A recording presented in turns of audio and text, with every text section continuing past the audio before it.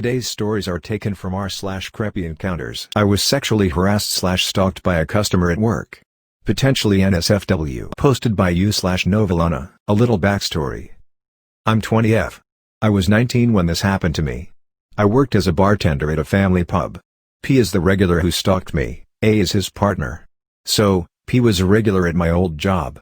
He'd come in frequently, but he was always there on a Thursday night with A because we did a good deal on their usual drinks on Thursday nights. I also worked every Thursday night. He was creepy from the get-go. Other staff didn't like him, he was a bit of a handful and would cause trouble frequently. Other customers weren't too keen on him either. I like to think I'm not easily annoyed or irritated, so I put up with his nonsense and it didn't really bother me. He wasn't afraid to make sexual comments towards me or other staff. On one occasion he spilled his drink on A's jeans, and asked me for some paper towels. He then said, "I'm trying to get her to take them off, would it work on you too?" I slapped the paper towels down in front of him, looked him dead in the face and said no. He continued to make these comments for months towards the female staff and it was reported to one of the general managers, 50F. She said she'd happily bar him, but she needed to overhear it herself to be able to do so. Fast forward a few months, I turned up to my Friday night shift 15 minutes early. It was raining heavily when I got there, so decided to wait in my car till it eased off. I was wasting time on my phone when a horn beeped next to me. It was him. He waved, I waved back, then went back to what I was reading. Then my phone rang. It was an unknown number and I never normally answer them, but for some reason this time I did. I never will again. It was him. Immediately I asked, "How'd you get my number?" To which he made up some BS about how because he was sat next to me he could get my number up on his phone. I knew that was BS. I never did find out how he got it, but he must have done some digging online for it because I know nobody at the pub had it to give it to him. The exchange went something like, "P, I'm just finished here for the night. Gonna head home soon." He continued to tell me about his day like I was his housewife or something. Me, "Look, I'd how you got my number but I can't talk to you right now. I have to go in. My shift starts soon." P, "Just stay for a minute." Me, "I can't. I have work." P, "Okay, but just one thing before you go?" I assumed this was going to be something work-related for some reason, so allowed it. Me, "What is it?" P, "Show me your TTS?" Me, laughing in disgust but thinking this is a joke really? P, "I'm not joking. Show me your TTS?" Me, "No. I'm going. I have work now." As I got out of my car to go in, he rolled down his window and said, "Is that a no then?" Or words to that effect. When I went inside, I asked my team leader, "Was P here just? I have something to tell you." She replied, "Yeah, he was here but he left about 50 minutes ago." It was at this point I realized he'd waited around for me because he knew I worked Friday nights. I reported what happened the same night. He didn't get barred until a month after I left for doing similar things to other female bar staff. The best part? Now he comes to my current place of work, another pub in the same area, instead. Creepy Plumber. When I, 21F, was younger, my mom left me and my 8-year-old brother alone while she went to the store. There was a plumber at our house and he told her she needed to get things from Home Depot, so she left us alone with him for around 30 minutes. I was 14 or 15 at the time and this man kissed my hand and kissed it all the way to the middle of my arm. He then proceeded to lick my cheek and kiss it. I didn't understand or realize it at the time what was happening. My brother was there the whole time and didn't know what was happening either. I told my parents about it when they got back but they didn't call the police or anything because they didn't want to create trouble. I think back to it sometimes and I don't know why. It really bothers me that it happened. Edit, I don't blame my parents for what happened. They're really my best friends now and I know they didn't know better at the time or what to do. Thank you for all the kind responses. Take this and shut the fuck up. Posted by u/Arisian. So, this happened to me a few months ago. I am a 15 years old girl. The fact that I'm underage was visible. I was wearing a uniform unique to high schoolers in my country. I was with two friends of mine, both girls. We were waiting in front of a bookstore that was supposed to open soon. While we were waiting I started looking around the street and I noticed a guy in a truck, nothing notable about him. He was in his early/mid-20s, tall and thin. I don't know for how long he was staring at me, but when I saw him he stared more deeply and started winking at me multiple times. I told my friends about him. One of them was weirded out but she is more of the quiet kind so she didn't do or say anything to me, but the other one didn't want to believe me. She just thought he was another creepy guy and said he wasn't looking at me specifically. I tried to reassure myself and believed her, so we started talking again like nothing was wrong.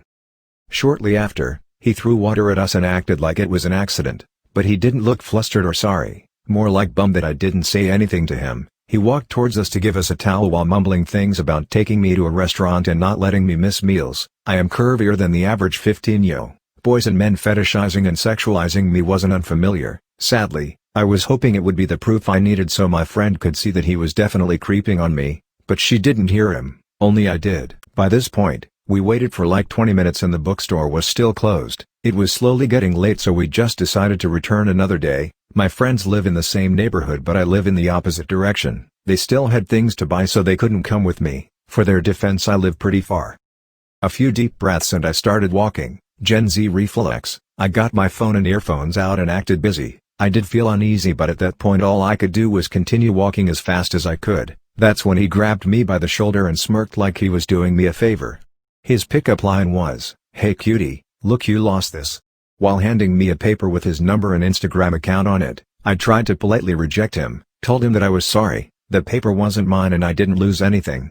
He out of the blue looked really pissed. Next line became encoded in my head, "Take this and shut the fuck up." Needless to say, I got really scared. I laughed what he said off and took the paper, and thank God he didn't add anything. He just walked away. At this point I was shaking, really badly, so I called my friend, the one who didn't believe me, and weirdly, props to her though, the first thing she told me before I even started talking was, "If he is following you, just answer yes." I got relieved and told her what happened. Thankfully I wasn't that far away yet, so they came running to me and accepted to accompany me to my bus stop. That's when she added the information that he was even more creepy when I had my back on him, staring while uncontrollably smiling. To this day she still says she doesn't know why she didn't want to believe me despite seeing it for herself. Fast forward to a week after all of that, I didn't see him again, but my quiet friend came to me during a break looking puzzled. She asked me if I went to check his Instagram, and I told her that obviously no. Turns out she did, and she showed me a bunch of recordings she took from his Instagram story. He shared multiple times videos of abuse. The only video I watched was one of a man throwing a woman against a wall after she pushed him away, then punching her till she collapsed to the ground crying. Then the man came back and hugged her. My brain went numb after that and I couldn't watch the rest.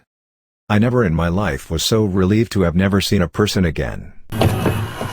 If you are ever looking for a key in your bag, be ready to get a rock from the flower bed at any moment. Posted by u/PowerGirl369. When I was in 8th grade, neither of my parents would be home when I got home, which was alright, because I had my own house key. It was a pretty far walk from the bus stop to my house, about 10 houses away, and I was the only one who would walk in this direction. One day, I have reached my porch and am looking for my key in my bag. Then, I see a guy, who I did not recognize, coming up my driveway. He stops about 15 feet away from me, and asks, "Hey, would you like to meet my daughter sometime?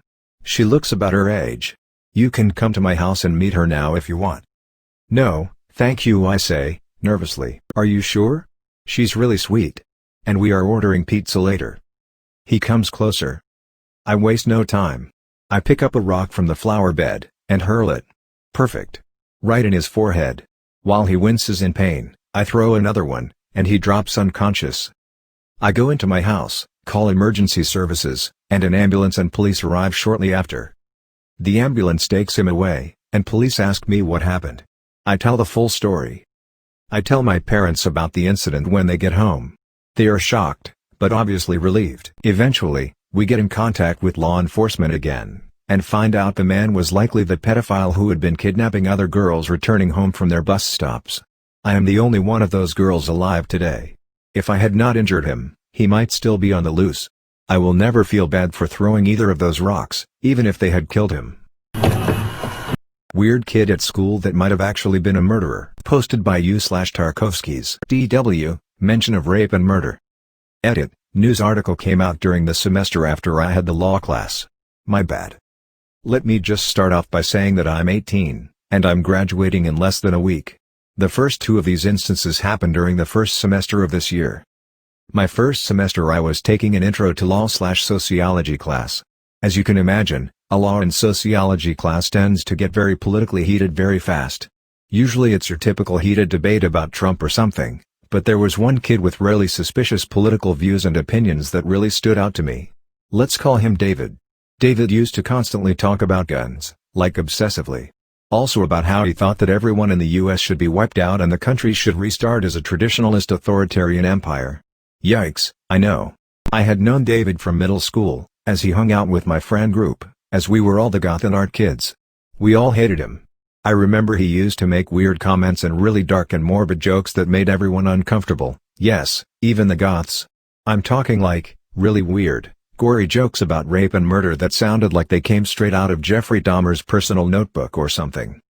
So, fast forward to law class, we have a school cop, mainly for drugs, who visited our class one day to talk about students' rights and stuff, and he's taking questions from the kids.